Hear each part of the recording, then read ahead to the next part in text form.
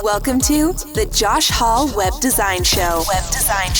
Helping you build better websites and create a web design business that gives you freedom and a lifestyle you love. Hey everybody, it's Josh here. Welcome to episode 5. This is an interview with a fairly recent and newer contact and colleague of mine, Dominic de Souza, who right off the gate, that name is just fun to say, right? I mean, I feel like it needs to be said in an Italian accent, something like Dominic de Souza. But Dominic started a passion business or a passion project called the Divi Awards in the summer of 2019. And that's how I found out about him. He reached out to me. The Divi Awards essentially showcases a bunch of people in the community and their websites, and you can vote on them. And he had me on as a judge, and was really good to get to know Dominic and what this passion project was all about.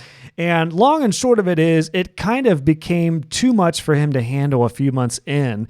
And what this episode is talking about a passion business or passion project and a lot of the pros and cons with starting one and how to effectively manage one for the long haul. So we had a fascinating conversation. Dominic started the diviawards.com, and then he also has a business called Rethinking Marketing, where he is really passionate about working with people who have an important message and want to share it to the world and want to really think about their marketing and their content and branding and learn how to tell their story effectively. And this was a really cool episode because we start by talking about some of the pros and cons of doing a passion project or a side project. If you guys have something you're thinking about, or you've dabbled around with starting, you'll hear some things to think about and some lessons learned before you actually start to do it. Because you want to make sure, in short, if you start a passion project, that you can maintain it and you build it for the long haul. So we talk a lot about that. And Dominic is very transparent about some of, we'll call failures, but some of the struggles and challenges that he had with the Divi Awards because it just blew up so quick. And then I will say the last half of the conversation, we get into some really good topics about passion and business, and even some things on how to tweak your content on your site to get your message across. And we talk about some really important things in regards to storytelling and marketing copy and some stuff that I know you're going to be able to apply to your business. And interestingly enough, you'll be able to apply this to a lot of your client sites as well. So can't wait for you to hear this episode. Dominic is a great guy. This was a really fun episode. Before we dive in, this podcast and this episode is brought to you by my web design process course. If you find yourself building websites and everything's just a chaotic mess and you feel like you need like a roadmap from start to finish, and maybe you get done with the site, you don't know what to do with it, you don't know how to submit it to Google Webmaster or Search Console, or you've got things that just, it seems like, halfway through a project is just an unorganized mess. I put together a course that basically outlines my process. It's a 50-point checklist, and the course walks you through every point, and we go in detail into how to build and launch your website successfully from start to finish. So it's something I've been very passionate about. It's really a fun course to get through. So the link is below in the show notes. If you're interested in having a good process for your website designs, whether you're a freelancer or maybe you're an agency and you have a lot of web designers who you need like a unified process, check out my web design process course. I'll guide you through what works for us, and can't wait to help you build better websites like that. So without further ado, ladies and gentlemen, enjoy my interview with Dominic de Souza. Dominic, thanks for taking some time to chat with us. Welcome to the show, man. Hey, Josh, thanks for having me. This is going to be awesome. So you have a pretty awesome site at Rethinking Marketing, where the way I understand it, you help brands and businesses get their message across so they can grow and essentially change the world or change their industry. We'll talk some about that, but we're also going to talk about a little passion project that you launched that really picked up some steam very quickly. So quickly, in fact, it seemed like within a couple months, you just couldn't keep up with it. And that's called the Divi Awards. That's how, you reached out to me and I found you. First of all, I love the site. I love what you had going, and I'm excited to hear what your plans are for it moving forward. But this episode is essentially going to talk about, we're talking about passion projects, the pros and cons I'd love to hear from you to just kind of start to what you do with your business, Dream Again Marketing, and then what's behind, thinking of the Divi Awards and doing a passion project. Gotcha. Well, first off, let me just something you said there, which was kind of fun. You said how it took off and was doing really, really well and stuff. And it's funny when you're on the inside of a project, and maybe you're not talking to people as much, you don't have a metric or know how it's doing. So it's really cool to know that, like, from the outside, other people are thinking, all this effort and everything that we're seeing, this is looking incredible. And me on the inside, I'm like, it's just crickets every day in here, So it's just funny how the impact of how it's perceived and how you're on the inside, sometimes it can be better than what you anticipate. So talk to people. Anyhow, for Dream Again, been a passion project as well for the last 2 years. I've been building websites and stuff for a lot of home services, and began to realize that I loved branding. I loved messaging. And then one day woke up and realized I love all of that because I love storytelling. And I love novelizing, writing novels, that kind of thing. So Dream Again was born as a chance to help clients who are uniquely passionate about what they're doing, not just in their space because there's a market need, and then they're going to change it in 5 years because there's another market need. There are some kinds of people who absolutely cannot be doing anything else because it's a passion for them to be in this space or this service or whatever. And I want to help work with those kinds of people because they usually have a very cool story, a cool life moment or whatever. Gotcha. So there's a lot of, they're wildly passionate businesses. So storytelling, great design, and websites to sort of tie all that together. So that's what Dream Again Marketing is. And right at the same time that I launched that, I'd been wanting to also launch the Divi Awards. It's something that I'd been wanting for 2 years as well, because I'd seen all of these cool sites go up, like Divi Theme Examples and Randy Brown's list of the top 10 of the month. And I thought it would be so cool to have some kind of competition. I would love to have gotten an award, right? For me to be able to tell a client, yeah, I'm an award-winning designer, because I never went to school or university or college or anything like that. Everything was school of hard knocks for the last 15 years and just learning and doing a ton of reading. And you're always wondering, am I a good enough designer? How do I stack up to others? And if you're following some of the heavyweights in the Divi community, they put out amazing work, and it's cool to get them to validate you and tell you, yeah, you're pretty good. I like seeing your work. And I thought, it's not just me. There've got to be a bunch of other people who would love to have some kind of peer review, peer endorsement, and for the community to validate you and say, you've got it. You're a good designer and you're able to actually help clients with beautiful, functional design, stuff like that. So that was the germ of an idea. I actually reached out to diviaward.com 2 years ago. The guy who'd bought it, he lives in South Africa, reserved it, never did anything with it. And he said, try and buy it when it times out, because I didn't have any more, didn't want to think about it. And I tried and it wouldn't work, so forget it. I just went and started my own. And that was that, and let it, just chipped away at it for the past 3 or 4 months or so, trying to build up that community of people who like the same idea. That was something to get really clear about, is if you're doing a passion project for yourself, you can kind of have fun and it can evolve and change and whatever. But as soon as you start involving other people, you no longer have that complete control, that complete say. It's now a community. So getting really clear about what it's doing is something that I only figured out in month 3. Like you say, right as it, was really taking off. Well, it's interesting. I wanted to hit on one thing you said there, because I completely back up your statement in saying that you are not an academic. You're a school of hard knocks guy, and that's myself as well. My extent of education is 2 years of community college, which wasn't even for web design. So yeah, I couldn't agree more. And I found that most, if not all, of the people in the Divi community and pretty much in web design in general, generally come from a different path. I don't know anybody who went to 4-year school and then started their web design business and is killing it. Most of it is, I was in a band, I started doing design, or you're just doing something on the side, then it morphs into something else. So it's interesting that you said that. The reason I want to mention that first is because I think a lot of people have that inferiority complex or a sense of imposter syndrome if they don't have a full education of web design. But you don't need that. You're a perfect example. Like, your designs are splendid, to say the least. And yeah, you're not educated, formally or anything. So touche on that, first of all.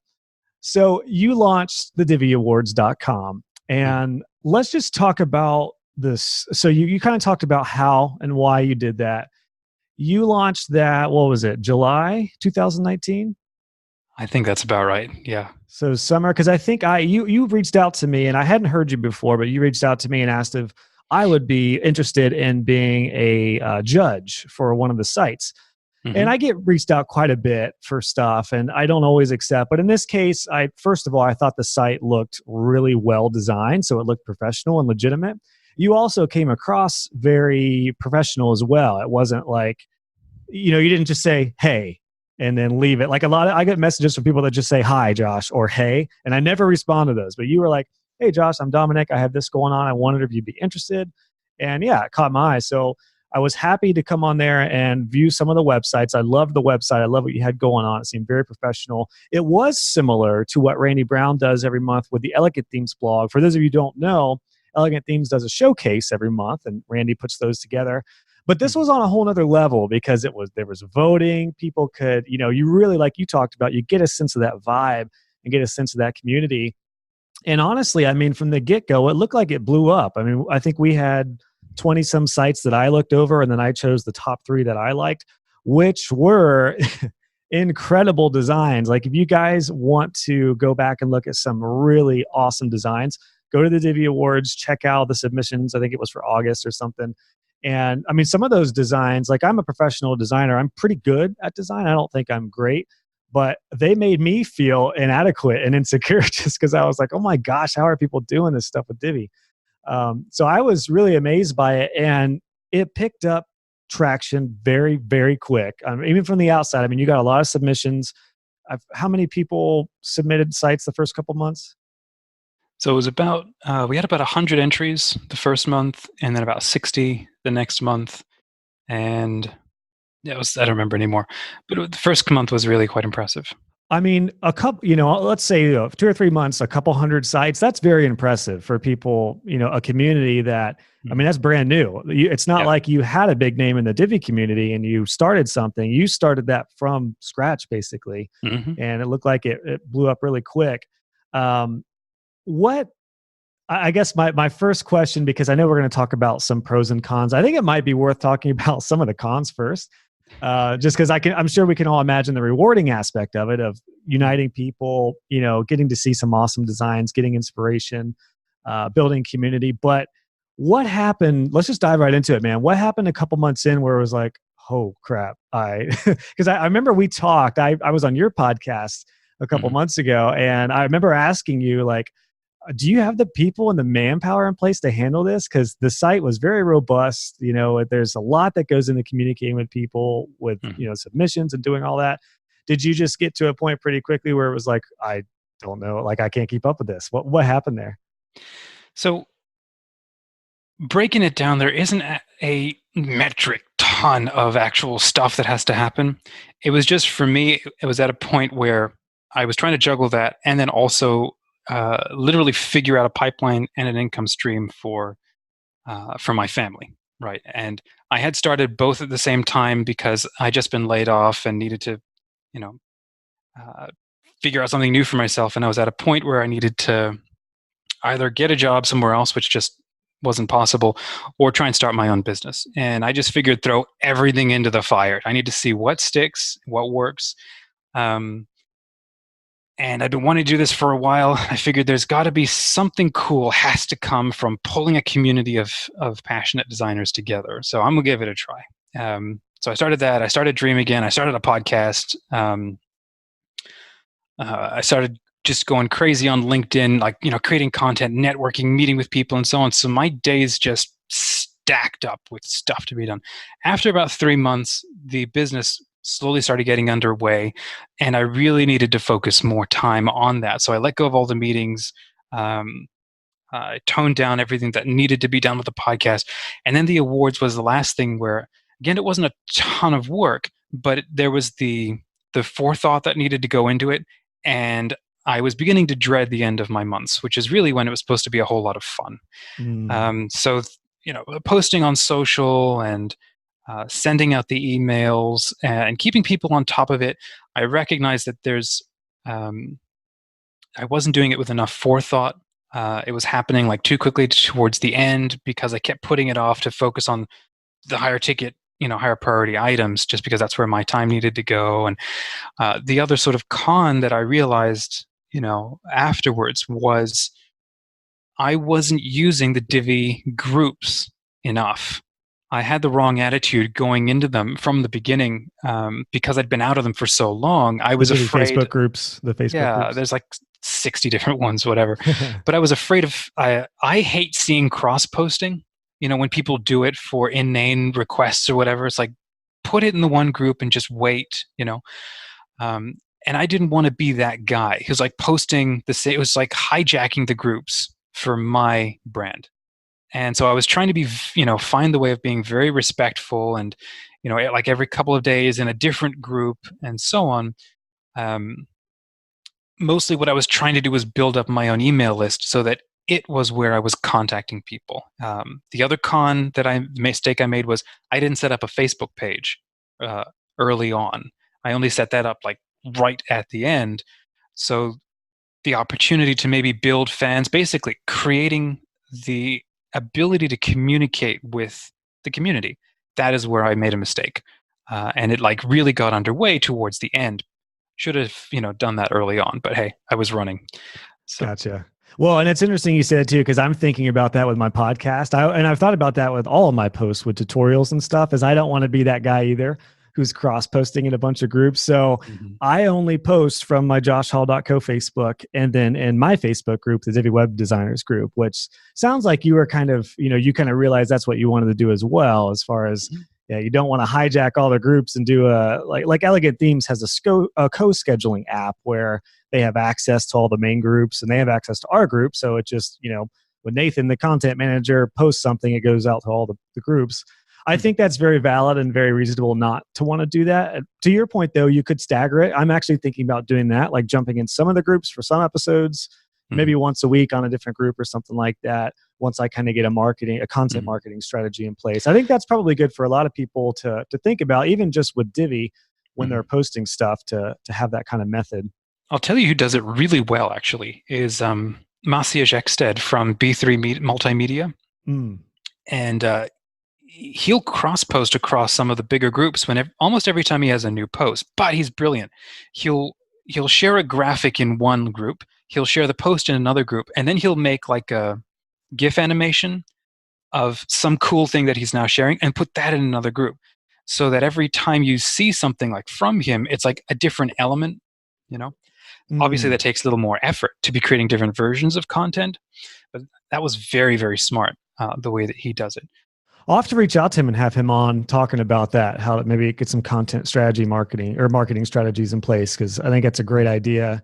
And it was interesting. But despite that, though, you gained a lot of traction. Like for launching a passion project, how did you gain, I guess, for people who are thinking about launching a side project or something they're passionate about that they want to do, would you say that you kind of targeted a tribe that was already in place and just kind of started, getting them together? Is that kind of how it blew up so quick, you think? Yeah, definitely. I definitely targeted an existing tribe. It was meant to be exclusively for like Divi designers. But the what's it called? Not the complication, but the restriction was I didn't want to do any paid advertising. Just didn't have the budget for it. So wanted to get this thing going without buying the followers or doing ads. So the only thing that I could think of then was one, posting in the groups, which I did do a bunch of that early on. And then I gave myself a month lead time before the first award to give people plenty of time to sort of start getting familiar, ask questions, stuff like that. The other thing I did was go after the influencers. So I created, as part of how the judging worked, was to involve influencers. So I reached out to 3 of my buddies, people I'd become great friends with in the Divi community, who I regard them as influencers. They're people who have, they've done the legwork, they've put in fantastic time, and they've created amazing resources. They're at the forefront with beautiful projects and so on. Kinds of people I wanted to associate my passion project, with. So I reached out to them and invited them. And I tried to be very clear with them. Here's what it is. I'm asking you to, to be a judge. Sort of the benefits to you is, you're getting a little, yes, there's no money trading hands here. It's all about exposure and just friendship and having fun. Out the gate, I wanted that to be very clear. And they were happy to jump on board. So they helped to vote for the first couple of rounds. And then the next month, then I looked for other influencers. And with each one of them, each influencer was invited, but not, coerced, into inviting their community, reaching out to their email list or their Facebook groups. And so in that way, I was growing a community, from the cross-pollinating of all of their communities, right?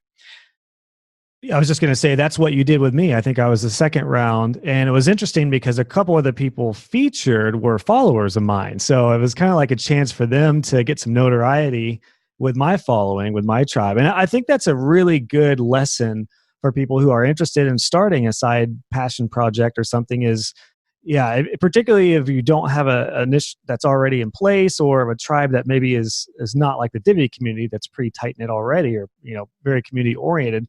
Find some influencers, find some people who have a tribe or have some say in some things. And then I think your point was great. You invited them to be a judge, and it was kind of a win-win-win for everybody involved. It was a win for you to get Divi Awards exposure. It was a win for the people who submitted their site to get exposure. And then it was a win for the judge. Like for myself, I enjoyed doing that. And it also kind of elevated me even more as an expert, even though I don't even consider myself an expert. But as a judge, like you automatically look like, you're an expert or you're in a position of authority. I'm a little nobody running around conferring status on people.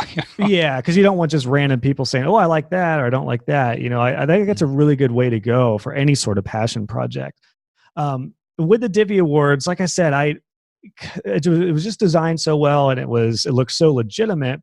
It did pick up traction, and like you said, you kind of realized it sounds like the amount of work, it was a decent amount of work because you're doing featured images and all these other different sorts of things. Yeah. But would you say if you could go back 3 months and do it again, would you kind of make sure that your schedule could allow for the consistency to do it before you started that? Because I feel it sounds like it almost grew its legs and it was almost like too much for you to handle with your other stuff. Maybe if it was monetized, it'd be a different story, which I imagine you wanted to work towards that and will work towards that, because Divi Awards is not dead. It's not done, right? You're just taking a break and kind of figuring out what to do next. That's probably a better question. Right now, as you kind of have learned from everything, are you just kind of planning everything out so that you can do it in a more sustainable fashion moving forward? Yeah, exactly. What I'm doing right now is I'm trying to find ways to automate some of the heavy lifting. So where a lot of the time goes is into just dropping the modules into the layouts, pulling in the new sections and so on, and just reusing stuff. And that's just where a lot of time goes. So, instead of manually, going with each email and reviewing it and importing it one by one onto the page, being smarter and using some kind of maybe even a membership plugin that allows people to submit content as a draft post, and then all I got to do is just preview that thing. I was looking at the ArtStation challenges. What is it, artstation.com or something? Anyway, huge concept art, universe. And the way that they've laid out their challenges, their competitions are gorgeous. And I like the extra time and effort that goes into everything. And I'm thinking that might be a really good way to go, because what I don't want this to be is just a site for cool art. I also really want to highlight the community and the individual people and the artists. And that was something that I invited people to do, is if you got invited into round one, submit, a short bio and something fun about you and a photo, and I'll put that on the blog. We had one person who showed up, Yanis, I think he's from Bulgaria, and we've got another video was made just for this project that was super cool by this one agency. That's another one that's going out. So I want people to get to know who's behind, the cool designs, cool art. Obviously, all of that is now more work. So it's like finding a smart way of doing that. And I think the way to then do that is to find a team, to build an Ocean's 11, and then parcel out different aspects of the work to them, who are willing to do that. And The challenge that comes with that is, like you said earlier, make it a win-win-win. That's always my goal, especially if I can't pay anybody and everybody knows there's no money involved. How do you make it a win-win-win for everybody? Well, one thing is social status. We're creating something that elevates others, which automatically sort of grants you a nice status, nice position, in the community, benevolent position. But then finding other ways to monetize, because I don't want to have to charge people to submit their content. So going with like the sponsored route, or allowing the judges and first place winners to turn around and give back, with some, paid time to help other designers improve by giving them feedback, kind of like a mini academy or something. Anyway, there's a lot that can be done, but I can't do it by myself. And that's where I realize I need to bring in, or start looking for other people who are willing to, volunteer time as well. Yeah. Well, and it's an interesting thing that you hit on right there, because when you were talking about, it didn't sound like it would be that much work, but then once you get into it, it's like, oh, well, this popped up and this popped up and this popped up. And it's one reason it took me almost a year to finally launch this podcast, because I knew I wanted to start it in the early part of the year, although I did not know my wife and I were going to be pregnant with our second baby. It happened so quick this time around. It took us 2 years the first time, so we thought for sure it was going to take a while. It happened a lot quicker this time. So needless to say, I had to put some things on the back burner. And then I just knew that when I started my podcast, I know I'm going to love it. I know it's going to be awesome, but I knew it was going to be a shit ton of work. So I kind of planned, because it sounds like it's simple, it sounds like, oh, you just, do an interview and record somebody and then you post it. Well, there's a lot more that goes into it. I guess, you could do it on a lower level, but I knew I wanted to post videos on my YouTube channel with the interviews like we're doing now. I knew it's going to require featured images going to be created. There's going to be show notes. There's going to be hosting for the podcast. There's going to be everything that is intermixed with all that. There's going to be post, production with editing on both the audio and video. And as I'm going through it now, it's funny because I don't feel overwhelmed or overloaded because I got prepared for this. But it's probably because I've been doing websites for almost a decade. So I know a website sounds super simple. Oh yeah, 5-page website, no big deal. Well, a couple weeks later, you find out it's going to be a really big deal if everything's not planned out correctly. So I just, I totally understand that. And I think the next time you go around with it, I don't know what your plan is, or I know we're recording this in October 2019. Hopefully, by the new year, maybe New Year time, it's shaped up to where you can really relaunch it. And maybe this interview will get some people interested in collaborating. Yeah, that'd be cool. It is an incredible endeavor. To your point, though, I think that's just a good rule of thumb for everybody to realize is every single project will be a ton of everything's going to be more work than it sounds like.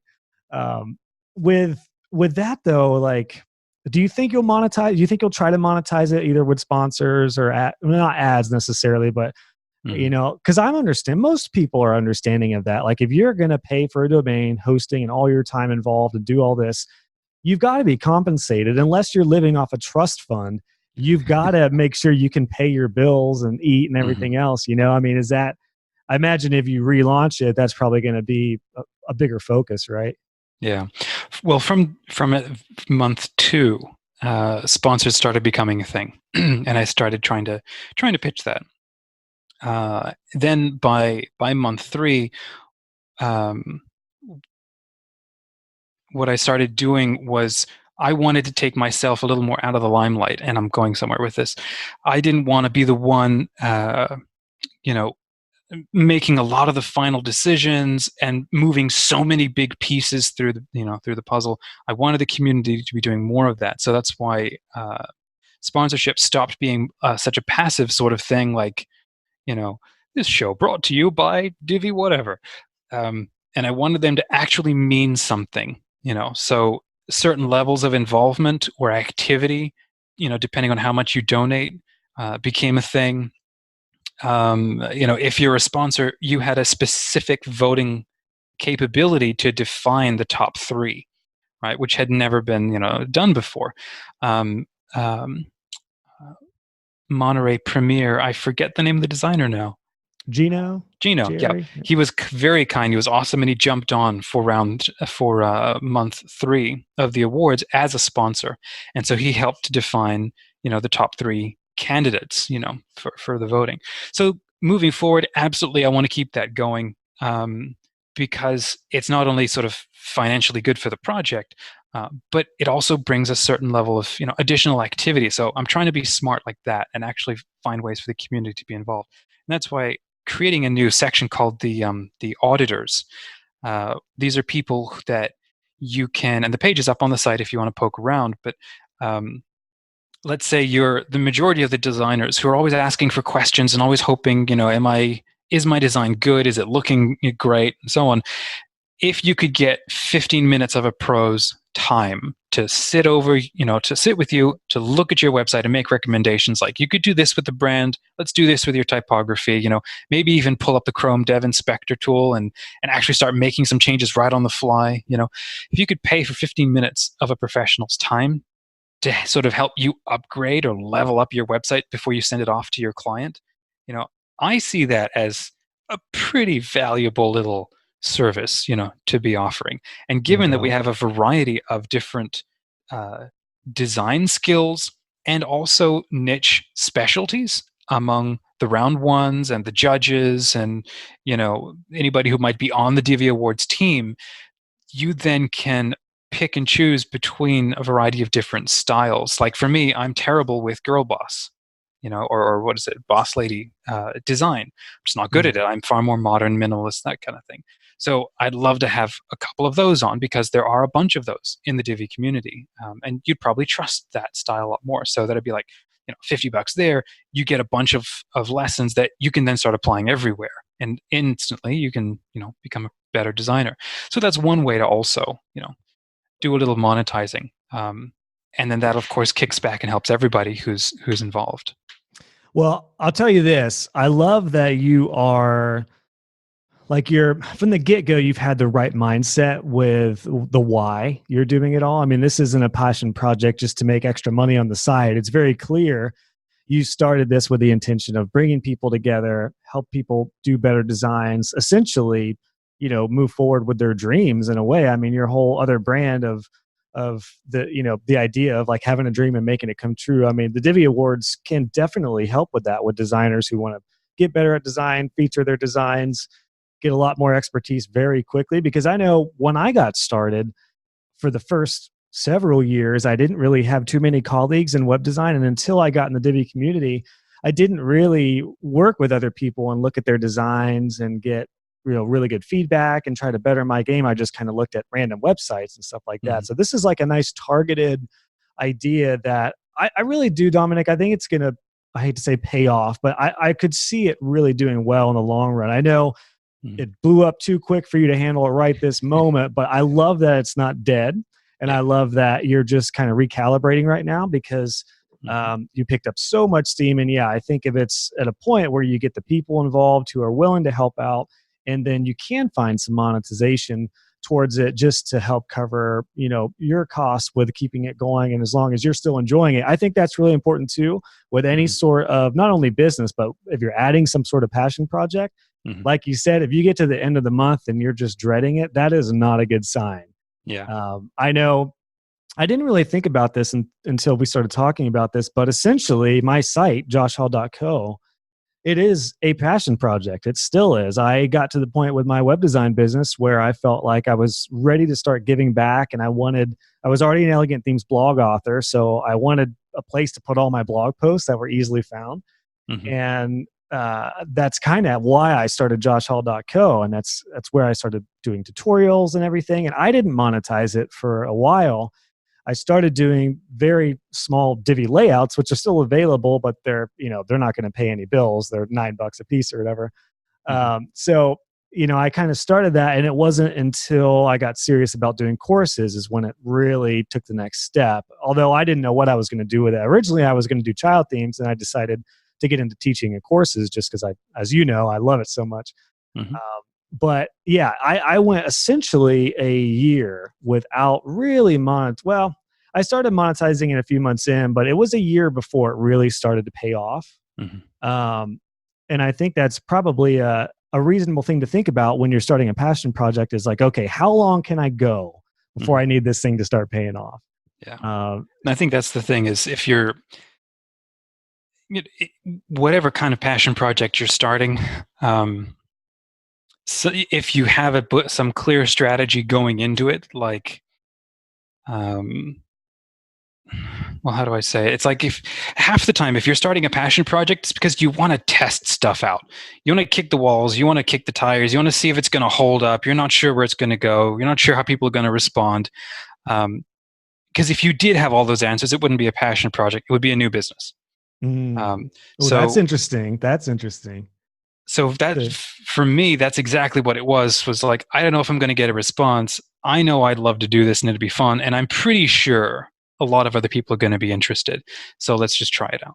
So it does sound like there's a big difference between starting a new business and starting a passion project, to where, I mean, would you say you almost have to have a business mindset though for a passion project to work, for the long haul?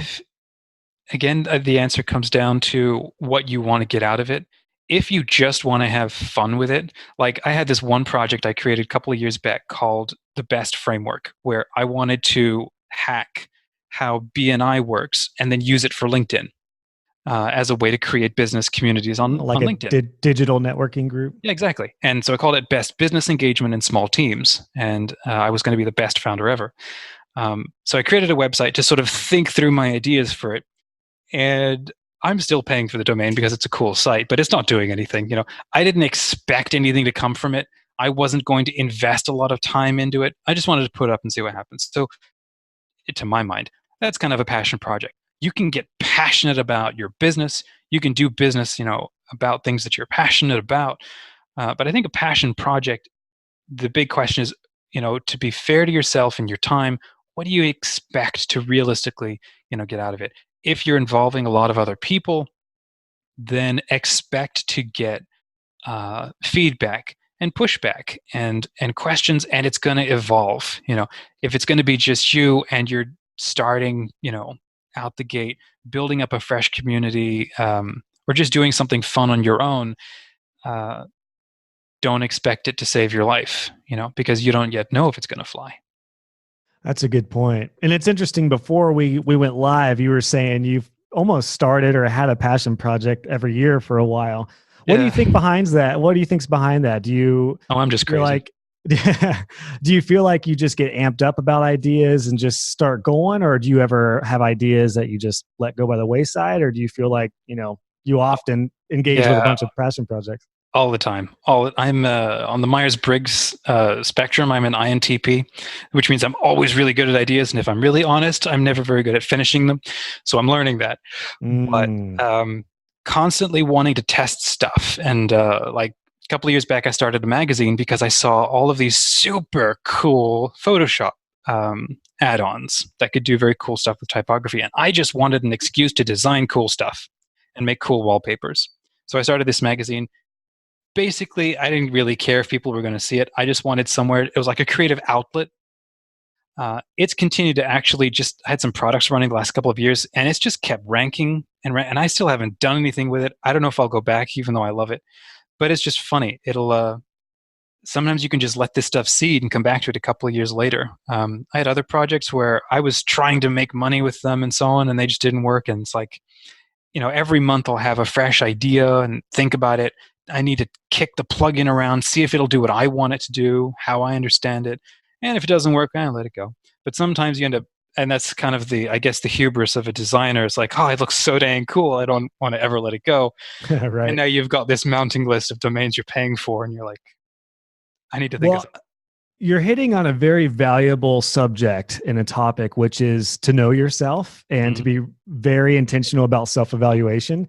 You are, no doubt, just by talking to you, I can tell you're the idea guy, you're the visionary, you have a lot of entrepreneurial ideas, but I like that you kind of admitted that you're working on the follow through, because that's the problem, right? How many people will do something for 3 or 6 months and they just either, one, lose steam or just want to move on, or they get too jittery and move on, or number two, they just can't keep up with it, which is more like the Divi Awards. That's kind of what it sounds like.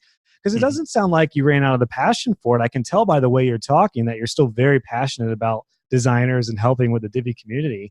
I imagine that's something that would stay fresh for a long time. I mean, I I've experienced lulls in my passion for people, other designers in the Divi community, but it's still stayed very strong.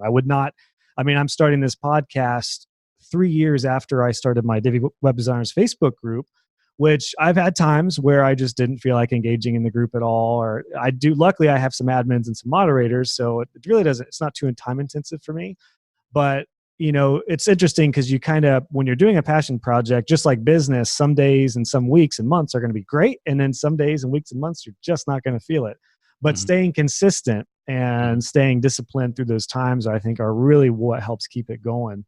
I'd like to transition and ask you because we've talked a lot about the cons and the lessons learned and stuff like that, but what are some of the things that you really enjoyed about the Divi Awards? Like, did you get inspiration? Did you enjoy, getting people together? What did you really enjoy about seeing a passion project come to life, even just for a few months? Yeah, so hands down, I loved the response I got from people. One of the fields that people were invited to fill in when they sent in their request, their entries, was, why would winning an award be cool for you? Oh, that's cool. And I really wanted to know what people thought, and I was blown away by the amount of thinking, the time people would put into these responses. And I captured like all of the best ones because I couldn't put them all. And if you go to each of the different awards, you'll see these answers. And if you visit the first one, it has this bank of, I won't call them testimonials, but the love for Divi that's in there. And that is what I think is very, very cool. So one, I loved that I was being able to connect with people who kind of see working with Divi and building their own lifestyles the same way that I do. I love seeing the design inspiration. I got a lot of inspiration from some of the amazing work that came through. But I think for me, the most valuable thing was the connections and the friendships that I've now built purely because I started something for a little bit of fun, just to see where it would go. So each of the different influencers that I invited on to become a judge, I've now had a whole lot more conversations with them. They've invited me on podcasts to just to get to know each other, and it's not even for, what business can we do together? It's more like, who are we as people? Getting a chance to talk a little more deeply about that. And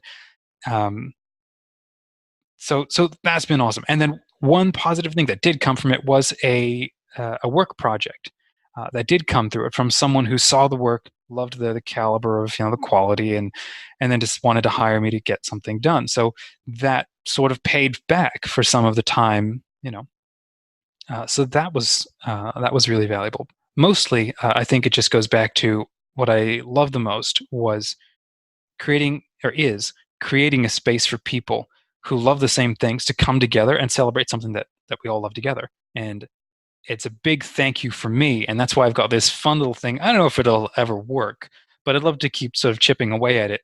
It's a, what is it called? It's the Nick Roach Gift Basket Award thing. And if I can get what I'd love to be able to do is, on behalf of the awards, is gift Nick Roach a gift basket, because he's created this tool that has changed lives. It's changed my life. It's given me an ability to do stuff that I wouldn't have been able to do, at least the way that I am now. He's created a community that didn't exist, the way that it does 5-10 years ago, right? So he's bringing specific kinds of people together. So it's just cool to be able to get like-minded people together. And then that's why I've seen some of those personal benefits, those friendships, maybe those work opportunities. I would love to see what can be done by helping everybody else who is participating in these awards and who just wants to be a part of the community to get more of that exposure between them, because who knows what else will happen there. That is awesome, man. Yeah. First of all, I love the idea of doing something for Nick. I think that sounds great. Let's definitely not drop that idea, because I think that's it's really on the cool website. If you want to just head over to the About, and it's over there. Oh, okay. So it's on the About page on diviawards.com. All right. Yep, we'll do that. I could also talk to Nathan, the content manager, and we could talk about what he's into. Nicolas Cage movies, stuff like that. We could. Oh, really? Which, no, I'm just kidding. It's just because he looks like Nicolas Cage right now with his long hair and his beard. Oh, that's funny. So, I think that's so valuable though. Like on the outside, the Divi Awards, it could look like it failed in a sense. And I'm using air quotes when I say failed, just because you did a few months and you just kind of had to stop. However, look at all those benefits you just talked about, just from the inspiration, and more importantly, the camaraderie that you experience with the Divi community. You've kind of elevated yourself and started making a name for yourself. You have, we're talking more now. You've talked with Gino. You're getting plugged into the community. Like, it's amazing what a passion project can do, even if there's no monetary gain. Mm-hmm. But the gains of, I'll say, status, or just the doors it'll open. It's amazing what can be done like that. So I would encourage anyone who has an idea for a passion project to think about all this as, I guess, to your point, like, be very intentional about what success would look like with it, because Exactly. maybe it's not like, if you want a passion project to be a full-time business, that's a whole different ballgame. You're starting a business, and that's kind of what I realized with my stuff. I went from a passion project to, holy crap, if I'm going to do this, I need to get serious about making this almost a separate business, which it is now. It's still a passion project, but it's a passion business. Ooh, I like that. It's a passion business. But I think that's really valuable. And it's interesting because I experienced a similar situation. Let's see, it was December of 2017. I was getting really serious about scaling my business. Mm-hmm. And just kind of similar to yourself, I'm a hard knocks, on the streets guy. Well, metaphorically, not on the streets in the suburb outside of Columbus, but I was very serious about scaling my business. And I was like, you know what? I'm going to do a series, and I'm going to talk to Divi web designers who all have successful businesses in one way or another. I'm going to find out what they did to grow their teams. And that's what I did. I launched a series called Scaling Your Divi Website Business, still on my website. And I put that as a series on the Elegant Themes blog. And I did, how many episodes did I do? I think I did 9 episodes and then like 4 or 5 posts, each one with different things on the ways you can scale your business. And I didn't technically make any money from that, other than we'd get paid for contributing to the Elegant Themes blog. But it was the fact that I created something as a passion side project that became the very framework that I have used to scale my business. Like, I literally listened to people. I formulated and kind of wrote an outline of all the most important steps to take, made it a blog post, gave it away to a lot of people for free. And I'm using that myself still to this day. And the other thing I found that is, because I recorded those interviews, it was almost like a little pre-podcast before I actually started my podcast. And a lot of people watched those interviews, and it brought me 2 of my main subcontractors. So my lead designer now with my business in Transit Studios came because he saw one of those interviews and just reached out, and he was like, hey, I really enjoying the series, and I'd love to talk with you about potentially teaming up with you, or any way I could help out. I'd be really interested to know about the business. And kind of gave him some jobs, and then it kind of led to one thing or another. And now I haven't designed a site in a year and a half because he's my lead designer now. And a couple other subcontractors came through like that too. So I say that to say, sometimes a passion business can open up doors you never thought would open up. And like, for you, I'm still very excited for you, because who knows where it's going to lead. Like, you could, if you can reinvigorate Divi Awards with some help and some people to assist with all that, could really take it to another level. I think for you, it sounds like, as the idea guy, you probably need more of like an operations manager, or somebody who's on the opposite spectrum of you to keep it going.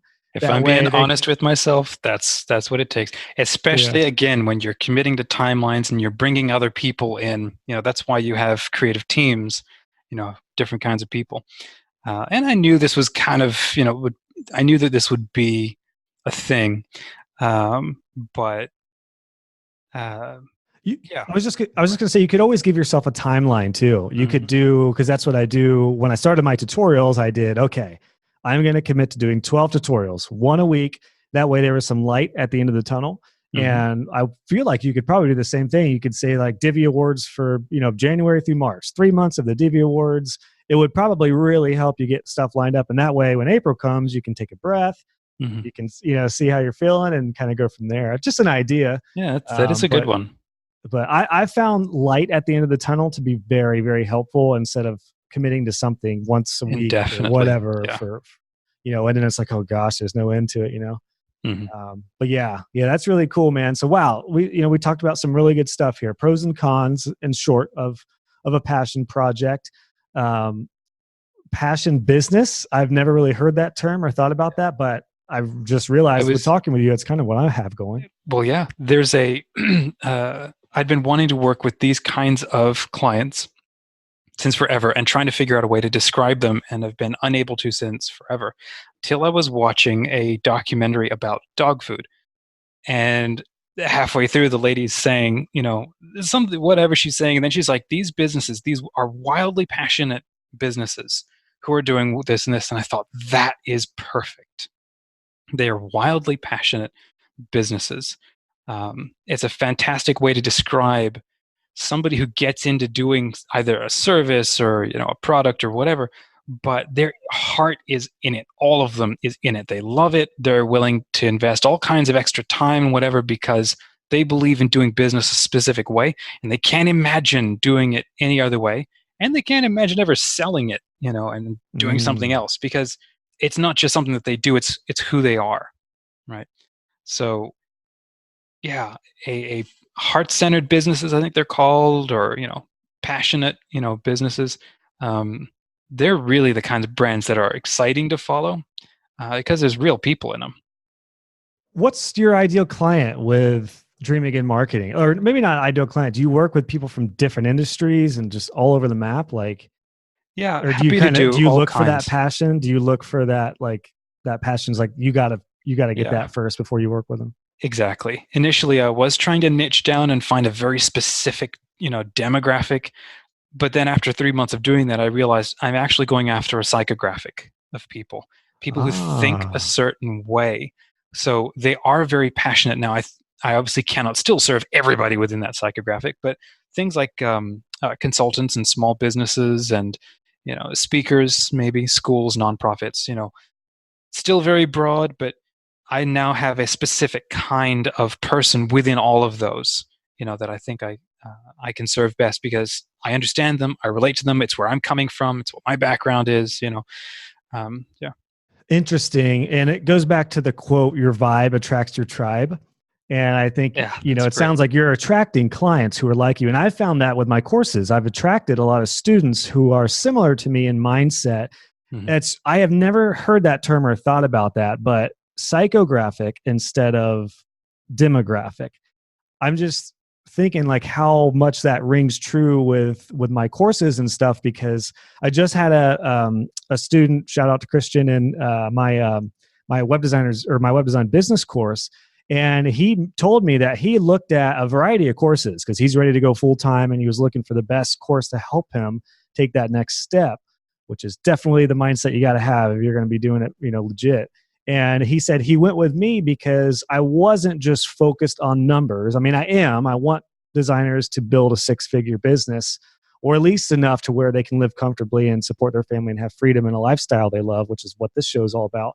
But he was like, whereas a lot of other people seem like they were focused on just more and more and more success, success, money, money, money. He was like, you were more focused on balance and sustainable pace. And those are the things that I value so much more. Like I would rather make $100,000 and have a very balanced lifestyle working less than 30 or 35 hours a week than making $250,000 and working 80 or 90 hours a week and killing myself, Mm. And it's Yeah. interesting that you say that because I didn't really think about that, but I think I might be more intentional about my marketing when I'm doing posts and things like that to reach that psychographic instead of a demographic per se. I really like that because I'm not necessarily looking for people in certain areas of the world or certain price ranges or cost of a customer. I'm looking for people who are serious about having a lifestyle they love with web design. So that's really interesting, man. I love that point. I don't know if you've really thought about that with any of your passion projects, but I think it's a great way to go. Well, it's usually when I'm kicking off a passion project, especially where I want or hope for other people to be involved. Um, then I'll put thinking into that. Dream Again was very much about, really trying to dig into that. And the funny thing with when you do go after psychographics is you have to turn around and go back into who you are. So if you've ever read like Simon Sinek's book, Why, he makes this really cool. Start with why. Yeah, start with why. Thank Yep. you. He makes this really cool metaphor of if you're going to shoot an arrow, the first thing you do before you send it that way is you pull it back this way. So before you start doing something, you have to go inside and identify, why does it matter to you? What kind of person are you? How are you interpreting this thing that you're doing? Because somebody else could do this exact same thing, but they're going to do it differently because of their attitude, their personality, their environment, their culture. So understand, get clear, and get conscious about how you're doing it, because that's going to flavor and impact the experience that you're bringing your clients. And that is ultimately what you're selling, because they can get that service anywhere, but they can get the experience of working with you only with you. So when you're clear about who you are, and it's literally just typing out a list of, who am I? What do I think like? What do I love? What am I afraid of? What do I want to get out of life? What does success mean for me? Those answers will probably be the answers for your target clients, because they're going to want the same things out of life. If you can attract those kinds of clients, like you say, your vibe attracts your tribe. If you're attracting those kinds of clients out the gate, you're going to be talking the same language, which means a far faster pipeline, faster conversations, better projects, the right kind of client, everything's better. That's awesome. Do you have that in a list that I could share on the show notes? Do you have or is that in your Dream Again marketing, your process or something? I haven't put that in the list, but I can work on putting that down. That would be awesome, because I would be curious to fill that out myself. And I think a lot of people listening to this, because that's great marketing. You list out who you are, what you're about, why, all that good stuff. And that can be content for your website, whether it's your about page or your marketing on your homepage, or just how you come across with clients. I know that's one thing that I've found successful to help us be successful in my business is, we're not just like, we'll build you the best website. We're going to give you an amazing experience. You're going to have fun and you're going to love this. And we're going to work to grow your business, not just build you a website. Mm-hmm. So that's gold, man. That's really, really good. There is another metaphor. I think it was in that same book. I think it was Start With Why by Simon Sinek, where he talks about 3 bricklayers. And yeah, so they're all building a wall, and he goes up to the first bricklayer, and he's all like grump face and mad and depressed and mad at the world. And he's like, "Hey, what are you doing?" And he's like, "Oh, I'm laying brick, blah, blah, blah, blah, blah." And he goes to the second guy, who was a little better spirits, and they were all doing the same work, mind you. All these guys are doing the same work. The second bricklayer was like, "I'm building a wall. I'm building a wall today." He's like, "Oh, okay, that's cool. That's better than just saying I'm laying brick." He's laying brick, but he's building a wall. And the third guy, who was like really engaged with his work, really passionate, was loving life, obviously, he was like, "Well, what are you doing?" Well, yes, he was laying bricks. Yes, he was building a wall. He said, "I'm building a church." And it was like a whole different experience for him than these other guys. And I find that parallels in every industry, but particularly web design, because a lot of people, you get to a point where it's like, "Oh, I'm just doing CSS, or I'm coding, or I'm troubleshooting this, blah, blah, blah." It can be a little bummer, it can get in a bad mindset. Some people are like, "Oh, I'm just building websites to try to make money, blah, blah, blah." But then there are those people like yourself, like myself, and others who love what they do. And they say, "Well, I'm actually like building something for my client. We're helping them grow their business, and we're helping their families." And that's, it's like we're doing the same work, but the way you approach it, the way you look at it can. The super cool thing for me, and you're absolutely right, is and it's funny, I hadn't realized it till you said that your vibe attracts your tribe, but I just made a list of the clients that I've loved working with and who are actually still my clients the other day. And each one of those clients, I love them as people. They are phenomenal people. And the work that they're doing is amazing. And what's so cool, it was to realize Dream Again marketing was built around the idea of, you have a dream to change the world. Well, let's help you do that. And let's not get bogged down by whatever's holding you back, because you're supposed to be dreaming about the future, right? And what was so cool was to go to each one of these clients that I'm working with and realize each one of them in their own way, they're doing something that they believe will change the world, or will change their world, or somebody's world. And it is so cool to be collaborating or partnering with those kinds of people, to be making some kind of amazing good happen. But being able to sort of attract them, and it takes that sort of, like you say, the vulnerability maybe of putting yourself out there, of identifying your why, and then being open to actually sharing that and personalizing your brand, and not just making it, we do these cool services in this cool way, but I am this person and I believe in delivering this service in this way. I was meeting with this one client in the cafe in Greenville, and I walked in, and driving up, I was thinking over the website, because she had browse the website. It says, I'd love to meet with you. Let's talk. I have some business maybe for you. And as I was driving it, I was thinking, you know what? My about page sucks. I've got this whole Meet Dominic page, and I decided to, instead of listing out all of my accomplishments and then, here's why I'm worthy of your business and stuff. Instead, I wrote, you want all that stuff, go to my LinkedIn profile. It's where it is. Instead, I'm going to write down here all the stuff that I think is interesting about me and what I love about life in the world and whatever. And then I went and just listed everywhere I've been in the world, the stuff I love about the world, and so on.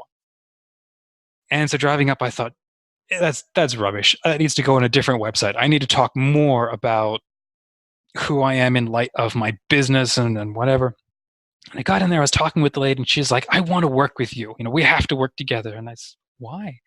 I always want to know, if I can, why me? It's so important to get that, to understand that, to know the tone of your relationship with your client. Why me and not somebody else? She says, she loved the personality, the human connection, getting to know who I am and where I stand and where I've been. Turns out she's somebody who's a globetrotter herself, and therefore felt comfortable knowing that I have the same sort of global experience. That means you're also going to understand where I'm coming from, So owning your own story. And that's the cool thing that goes back to, like we were just talking about, psychographics. Understanding your why helps you understand your audience's why, your client's why. But the cool thing is, if you understand your story, and if you're able to share that clearly, then you're going to attract people with a similar kind of story. And storytelling is now becoming a bigger thing in business. And as we start telling more and more of our clients' stories, we're always trying to, or we should be anyway, always trying to be ladder up to the right kind of story for our business, right? So you may have 1 billion testimonials, and they may all, let's say they're all amazing. They're all absolutely in love with you, but you can only pick 10. What are you going to pick? Well, the top 10 that really communicate the uniqueness of your business, the attitude that maybe you bring that is different to everybody else in the marketplace, right? So being able to identify your story and then doing things like, what's your archetype? What kind of story are you telling? What sort of myth is your story like, right? Because there are different kinds of stories. They're not all the same, right? There's a reason why your Netflix channel is different for everybody who logs in, right? So identifying which story you're telling, you're going to then attract the kinds of people who understand and are living the same kind of, story. And that's just a great tip for conversion for any of you out there who have your own website and you want to know how to get more clients and get better clients. I talk about this in my web design business course. One of the most practical things you can do is put information about yourself on the site that is real and genuine, just like you talked about. Now, you don't want to get to the point where you sound like the hero. You want your client to be the hero. But to make your site more genuine and more real, that will automatically separate you from all these other websites that have like, we are a blah blah blah marketing agency. Totally faceless. Yeah, faceless. Faceless design. It's 2019. It's going to be 2020 soon. Faceless design has got to go. Even if you're like myself, who has a team now, what I'm doing and we're actually just getting ready to revamp the site, but what I've essentially done is put myself as the creative director and head honcho, as I have in my email signature, but I have my team there as well. And I just basically make it very clear that we are not, I'm not a one-man shop anymore. We're not a freelancer, which is fine. Most people are. But we're not that. So we can take on bigger projects and we can do more. And I basically say that I'm, the creative director, but then I have a small team with me. But we're not an agency where you're going to feel like a number. And I have a graphic on my homepage that articulates that. And I've had numerous clients and leads talk about that graphic, and it really made a big impact. And it was just a matter of, doing what you basically said, list out who I am, why, where we are, putting some personality to it. And I put my dog on our homepage as client relations, and people love that. And if you Google In Transit Studios, you'll see my dog show up before anybody else. So that's fascinating, man. I think that's totally true. That may be worth this episode, is for people to put a face and a personality with your business. Even if you have a team, you got to make it personal. People want to know who they're working with. And like, I do that all the time. I have people who say, check out my website or whatever. I'm like, it looks like a robot designed this, because it's all the typical verbiage of web designer stuff and digital marketing. Most clients have no idea what they're talking about. There's no text and content that's real and engaging. And yeah, even talking about your interests and things like that can make a big difference. I even we have a client from Philadelphia who, it's a barbershop client. They saw one of our barbershops here locally in Columbus, Ohio. They were just Googling barbershops, found us, and then on my team or on my about page, I said that I'm a big hockey fan. I love the Columbus Blue Jackets, and he is a big Flyers fan, and so he kind of automatically, like, we started talking about hockey right away. And then as the client relationship grew, like, we still kind of joke about hockey stuff. And I usually tell him, like, all right, we'll see you this weekend after we beat you, or, stuff like that. So it's just one thing that can take that next step towards to making clients for life, Mm-hmm. So, wow, Dominic, this was great, man. This was a great conversation. I know we kind of got derailed from passion projects, but at the same time, a lot of what we just talked about. Honestly, I mean, we talked about projects and then we talked about passion, and you can't divorce passion from the person who's passionate about it. So to start something that you're nuts about and to not include you is, well, I mean, that's setting yourself up for failure. So it's like you said, you're not the hero of your own story. And I'll challenge that. I'll say, yeah, that's true for all the pages in your website except your Meet Me page. There you are the hero of your story. Good point. Maybe the second half of your About page absolutely is about you, and your brand, because what you bring to your brand is irreplaceable. And that is the unique selling proposition, especially if somebody who's running their own business. It's you. Your attitude, your experience, your environment, your background, what you're passionate about, how you see the future, that kind of thing. So you do have a story to tell, and you're still telling it, and you are the hero of that story. Now, when you head back to the homepage, absolutely, your client is the hero, and you're there to help them, see success. That's a good way to think about it. Have you read Story Brand by Absolutely. Okay. I can tell by the way you're podcast listener. Yeah. Okay, cool. Yeah, I actually just went through that this summer, and I'm starting to get into the podcast and stuff now as well. Yeah, that's a book. I recommend that in my business course from the get-go, because I feel like that's almost a must read for website designers in particular, because they actually talk about website stuff in there. And I've even applied a lot of the principles of getting my clients content and their marketing material and just morphing that into more of a story brand approach. That way it's not like, this is our steel company and we were started in 1950 and my grandfather started this. Like, nobody cares about that. They care about why you do what you do, how you're different, what's going to benefit the other, their customers. So that's a great way to look at it. Yeah. Story Brand by Donald Miller. I'll link these in the show notes too. And then Start With Why by Simon Sinek. 2 must reads for business. It's interesting too, because I think most web designers are more passion oriented. I mean, because you're not going to be like, oh, I guess I'll just, and I hate to poke fun at like insurance agents or accountants or those kind of industries, but like, I just feel like a lot of people go to that as a plan B or whatever. Like, I mean, if somebody is passionate about accounting, that's awesome. You're probably more rare than most, but you know what I mean? Like, I don't see too many insurance agents who are like, I just wake up and I just want to sell life insurance. Yes. Yeah. But people do feel like that with web design and, the stuff we're doing. So I feel like I say that to say most web designers are going to be the more passion oriented people anyway.